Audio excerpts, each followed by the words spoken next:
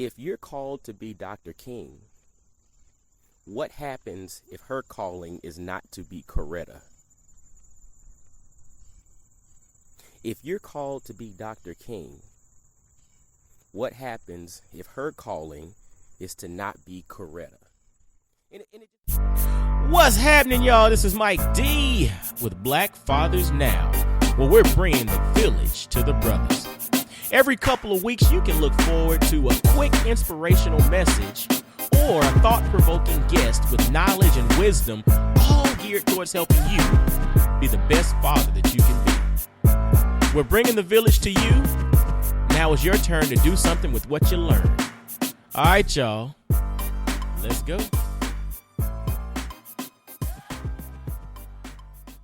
What's up, fellas? This is Mike D with Black Fathers Now.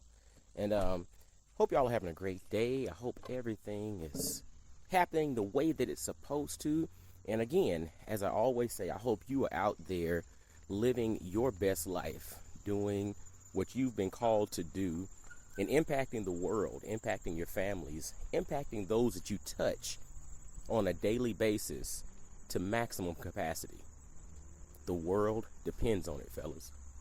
But yo, hey, check this out. So today's episode, just a thought that I had. You know, I was recently watching a clip from Dr. Martin Luther King. And this was an interview, I believe, from like 1962-ish, something like that. But it was done in Great Britain somewhere. And, you know, I was just listening to him talk, and he was talking vulnerability. He was talking about, you know, basically some of his internal thoughts in regards to being the face of, the civil rights movement at the time.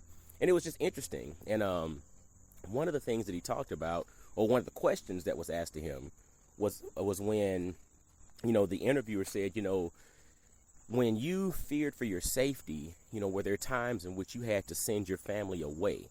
And Dr. King responded, and he said, there were times, especially in Alabama, when I had to send my family away because it simply was not safe for them. But lo and behold, a few days later, I would look up and my wife, Coretta, would be back at the house. She couldn't be away.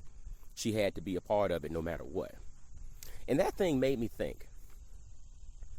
We all have different callings in our life, right? We have different missions. We have this thing kind of embedded in all of us that we're supposed to do something.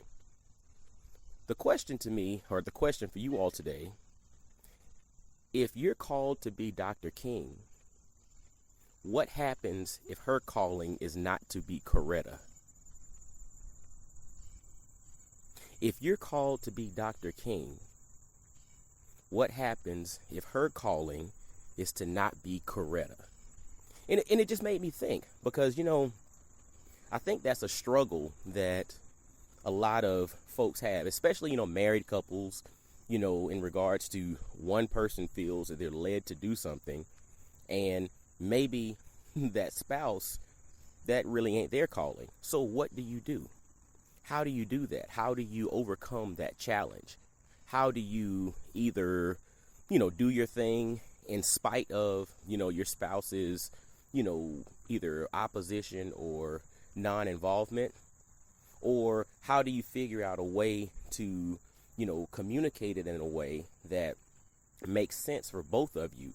Because you don't want to deny this call that you have on your life. You don't want to deny this, this mission, this thing that's inside of you that you have to do. But on the flip side, you also want to make sure that you have a strong and thriving relationship. It's like, it's interesting. It just really made me think about that. Like, how do you all deal with that? And this is something that I want you to think about, because I think this is a real issue that some of us face. What happens when you have a call, when you have something, a mission that you're supposed to execute on, but what if that person, your spouse, doesn't have that same call?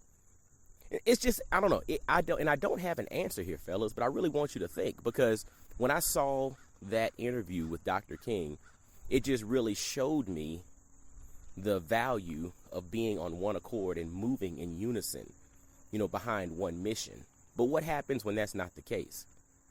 And so I think we need to be open about our communication. We shouldn't deny the thing that's inside of us, but we need to be open about our communication.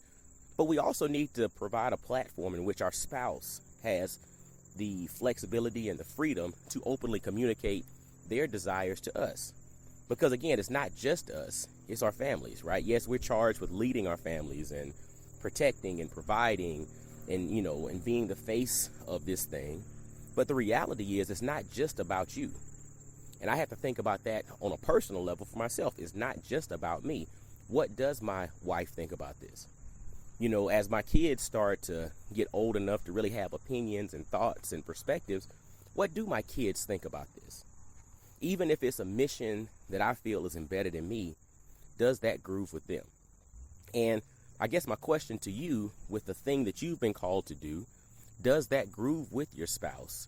And if it does not, how do you open up the dialogue to communicate it so that you all can move forward in a harmonious fashion so that you're not denying that call on your life, but then on the flip side, you're not denying the support, the love, and the understanding of your spouse? Again, I don't have answers, but this is something that I really want you to think about because, as fathers, it's not always just about parenting. Sometimes it's about, relationships and communication between, mom and dad, because at the end of the day, that is a model for our children. Because as they grow up, as they, become their own people and have their own lives and choose their own spouses, and they start having, issues, conflicts, or challenges, what is the reference point that they're going to go back to pull from to determine how they work through challenges, differences, and, in circumstances that are not necessarily easy. So I hope you all can just think about that, ponder it, but it'd be interesting to get some of your thoughts and, and some feedback. So just shoot me an email, blackfathersnow@gmail.com, or, in whatever platform you're listening to this. Leave some comments as well in regards to your thoughts on how do you deal with the fact that you're called to be Martin, but maybe she's not called to be Coretta. How do you deal with that? All right.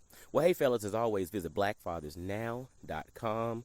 Subscribe via iTunes, Stitcher, Google Play, anywhere you listen to podcasts. Subscribe, leave ratings, and please, please, please share this with any brother who's looking to optimize his experience as a father, especially a black father, because the world needs it.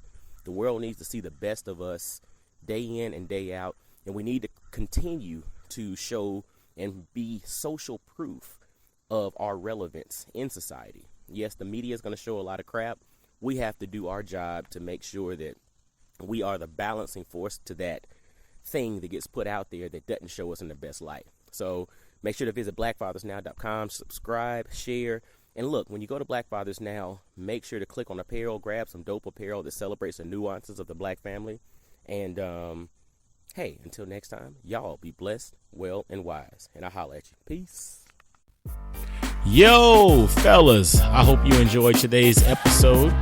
And always, always, always visit blackfathersnow.com, as well as follow Black Fathers Now on virtually every social media platform you can think of. Instagram, Facebook, Twitter, everywhere. Just follow us and engage with us, man. Look forward to hearing from you. And I guess until next time, I'll holla at you. Peace.